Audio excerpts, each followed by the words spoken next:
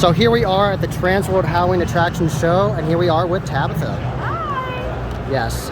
So we are at CFX, in case you didn't know. Tabitha works with CFX, the professional silicone mask of the haunt industry. And the first question I have for you is, who came up with the idea for the imp, and what was the original design for it? So, CFX started way back in 2006, and originally there was two business partners, and Wes, Britton, and Ken Decker are the two owners, and I believe the imp was kind of an amalgamation of the two of them creating the character for the imp. I can describe him to you. He's definitely not as beautiful as he is now. He definitely still had his pointy ears and his nose and that little furrowed brow, but the thickness of the silicone when we first started doing it is almost like half an inch thick, because we were still learning at that time. So he's vastly different and much improved from version 1, but still keeping those cool creative elements that made it so unique to begin with. So we're up to version 3 now, right? Officially for sales, yes, version 3, but internally we did have a very first run way back when, so version 4 overall, but technically yes, version 3. Because the new one you sculpted has more design on like the chest and everything, right? Yeah, his tattoo pattern is definitely a little bit more detailed. It's definitely one of the most labor-intensive paint jobs, which is why he is at the price point he is, because all of those circles and those tattoo patterns are all done by hand. There is no stencils. Yeah, when I heard that, I was like, that's really impressive. I had to count how many circles were on a pair of masks and a set of gloves one time, and I was seeing circles for weeks after that. It was like almost 350 circles. Wow. So my paint team are amazing Yes. for doing tattoos on hands. But yeah, every time we update a paint scheme or we do a new version of a sculpt, we always want to up the ante from what it was before, otherwise what's the point? Exactly, exactly.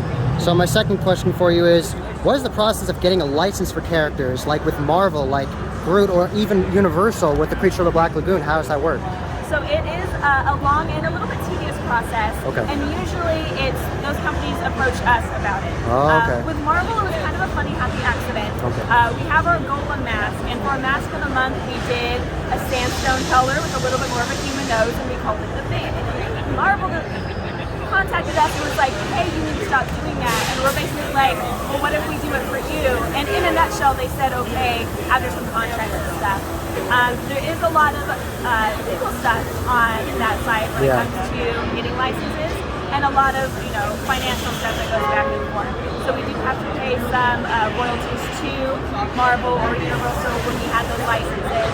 And you know, sometimes it's what we think the audience wants, and it moves, and sometimes it doesn't. And you know, we released the Universal line kind of right before the pandemic, so it was really hard to keep it, unfortunately, through all of that. But the beauty of our license lines is they are usually limited, so it's always good if you see them and you love them to get it as soon as possible, because the license lines are never guaranteed. It's forever. So it's a little bit of a battle, so we do it limited, which is why you see most of our original designs and fewer licensed pieces right now, because we're trying to work a lot more internally on our designs that we want to bring you guys, where we can offer discounts and stuff on it. Because with licensed things, due to our agreements, we can't offer discounts on them, and we want to make sure that we're able to do that for you guys. HBO with Game of Thrones with that? So yes, that is a license we are still currently holding. We do work with HBO for their Game of Thrones license with the Night King and 2 different versions of White Walkers and Bloods as well. That is a license that we do foresee to be continuing for the foreseeable future, especially with the new show that's coming up on HBO. Okay. Whether these characters are going to be in that show, we're not sure yet, but obviously it still stays relevant in people's time, in people's minds. But we just do the masks. We don't actually do any of the masks for the TV show. So you have lots of customizations for your silicone masks, like a stake through the heart, like a vampire, an ice cream cone, vines, and burns. So I want to ask, what's your personal favorite customization for the masks? Oh my goodness.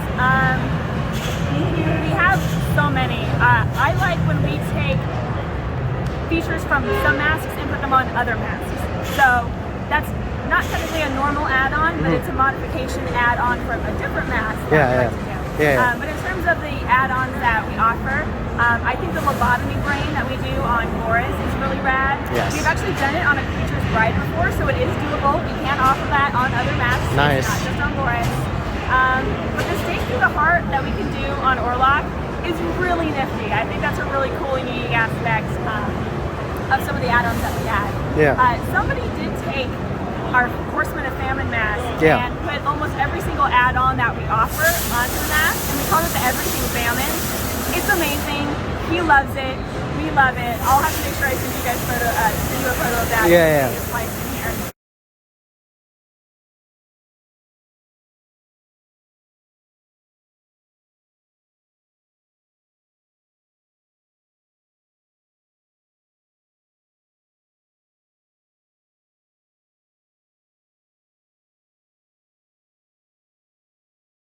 He did the hammer. He did the ice cream cone. He did the lobotomy brain. He did a clown nose. It was amazing. That's crazy. I always think I know what I like on a mask, and then one with a crazy add-on comes in, and I'm like, that's rad. I like that. Yeah, yeah. Because I remember one time you took like pieces of your robot mask and then made like a chimpanzee, like space monkey out of it. So yeah, it's our space ape. So Yeah. we took the face of our ape man, and then basically the back cowl section of Isaac the robot, and we've amalgamated them together for space ape. So we do stuff like that all the time. We had a female mask of the month battery, which was our female Roxy mask. It's got cool features on it. One of my favorite modifications we've done. She has since found a wonderful, loving home, but I missed that mask. It was a lot of fun. Wonderful, wonderful. Going with Mask of the Month, what do you think was the most difficult Mask of the Month to create over the years? Ooh, so that's a little tricky for me to answer because a lot of the more complicated Mask of the Months were done right before I came to work for CFX. Oh, okay. But I do know that the Maurice silicone mask that we've done as Mask of the Month was a little bit challenging just because we had to make sure that the color was right and the mohawk, and we had to hand dye that. So our hair artist had a little bit of a challenge trying to get that hair dye right. And sourcing that skeleton earring. Can you believe how hard it is to find a very small skeleton for an earring for Maurice? But aside from that, you know, most of them are challenging because the artists who are doing them want to take on a challenge like that. But I mean, we've got a handful that were a little bit, I think, tough to tackle initially. But I know a lot of my paint room really wants to do a new random artist special for Mask of the Month. So we're gonna revamp that program probably mid-year.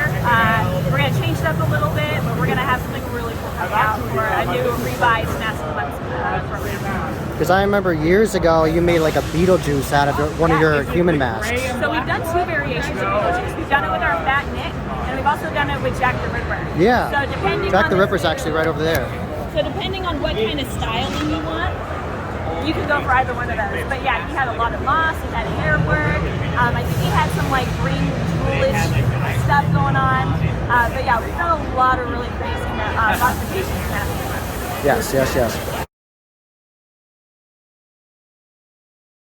When you did a photo shoot with CFX, which one have you enjoyed doing the most?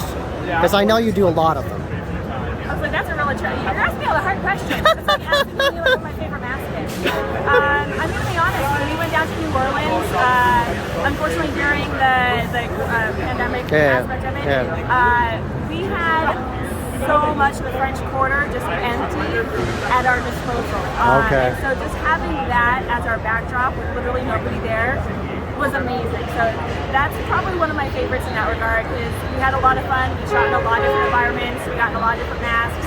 We got to incorporate a lot of the rest of our team. Jen is in the doll face mask doing the back bend. We've got light behind her. Because I know you've done like, what's the female version of Belial called? Pandora. I know you did that with like Valentine's Day with Josh. Yep, so he was in Belial and I was in Pandora, and we had, I think, one of the silicone hearts. Yeah, one of the hearts. And yeah, we did a little photo session with that.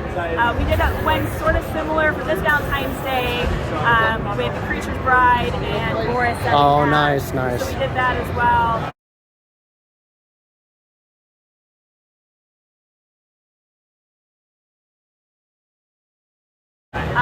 You know, I did a photo shoot with our test zombie with her hair with her costume on. So anytime, I love getting in costume and in the mask. I don't get to do it often enough because I'm so busy and I don't get to enjoy that time. So anytime I get in the mask costume, I ham it up. I do whatever I can to soak up that time. Wonderful, wonderful. So this is something I've always been curious about. Okay. Sometimes haunted attractions actually use your masks in their logos. Yeah. I'm curious, how do they do that? Do they have to reach out to you? So yes and is the short answer to that. We encourage haunts to use our masks in their material. You know, we want them to create icon characters based on our masks. Yeah. When it comes to merchandising and selling apparel and stuff with it, we do have some nuances that we do have to discuss, but usually it's just making sure to be like, yeah, that was CFX Masks, XYZ, you know. But usually we just want the haunts to enjoy the products they have. We want them to create their icon characters. We want them to have them on their news shoots, on their flyers, on the banners, on the billboards, on, you know, anything that they can get as attention grabbing as possible to make sure people go to the haunt and be like, that's that guy I saw on that billboard, this is why. Yes, and this is a bonus question because I have your attention. So I know that you actually ran a haunted attraction years ago, Scarecrow. Do you still do that? We are in the process of moving Scarecrow out to Baton Rouge, Louisiana, where CFX is located. So we moved out to Baton Rouge in 2019, and in 2020, it was our intention to reopen with the world because of their plans. Yeah. And so the world is continuing to come back from all of that. Yes. So this year, maybe we'll see if we can get anything started. But yes, we do anticipate to reopen Scarecrow Haunted Attraction in the Baton Rouge, Louisiana area, and also a few other things as well. So maybe not just haunts, or maybe not a haunt just yet. But we've got a lot of stuff. Josh and I are talking internally about a lot of stuff that we want to do. And of course, we're always using CFX Masks, a lot of other companies' masks too. We're consumers of the product before we came to work for CFX. So, you know, we annoyed them long enough, they decided we needed to work for them. Yeah, and like every year, don't you have like a dinner with Immortal Masks? Absolutely. The Silicone Masks family is very strong. You know, we all share the market really well. I like to call it competition. We are obviously competing with each other, but we all share the silicone material, you know? So yes, us with Shattered, us with Immortal, and now Savage Silicone, and some of the other new silicone mask companies, we like to get together, we like to have dinner, we like to swing the silicone talk, as it were. And it's a good time for us to get together and be like, hey, are our designs going to be similar? What kind of paint jobs are you doing on this? Ooh, I discovered a new technique. Have you done this before? So it's a really good, it's an engaging experience. A lot of people like to think that we're always like fighting each other. Absolutely not. We literally just had George and Michelle over here a few minutes ago, hugging, laughing, talking about some stuff. It's all copacetic and silly world. So thank you very much for talking to me, Tabitha. And definitely check out CFX Masks, and I'll have everything I talked about in this video linked below. Thank you.